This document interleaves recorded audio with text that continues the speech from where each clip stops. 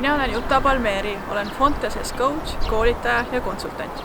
Mina olen selline inimene, et kui mul on teatud määral ärevust või stressi või mingisuguse küsimuse, probleemi või dilemma pärast, siis mul on vaja kellegagi arutada.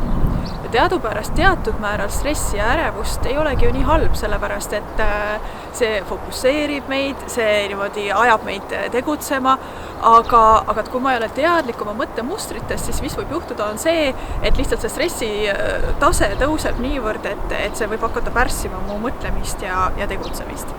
Nii siis mul oli vaja arutada, helistasin oma õele ja selgitasin talle olukorda ja õde küsis targa coachiva küsimuse. Ta ütles, et aga kujutad ette, kui sul seda küsimust enam ei ole või see olukord on lahenenud ja juba on kõik nagu selgunud ja uus normaalsus on tekkinud, et siis mida sa oleksid tahtnud, et sa oleksid teinud?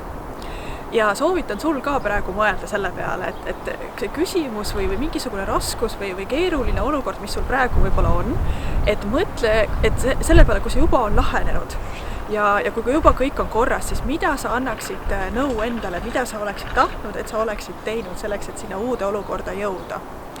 Nõnda. Ja sa võid isegi korraks nagu pausi peale panna ja mõelda ja enda jaoks selle mõtte fikseerida. Mõtlesin minagi. Ja ütlesin, et tegelikult ma olen rahul sellega, mis ma olen siiamaani teinud ja kõik see, mis ma teen, tundubki päris õige. Ja ma kuulsin nagu pettumust õe hääles, sellepärast, et justkui nagu midagi uut ei oleks minu jaoks selgunud. Aga tegelikult ütlesin talle rahu, vastupidi, et minul tekkis just see kindlus, et see, mis ma teen, see ongi minu jaoks praegu sobiv ja hea.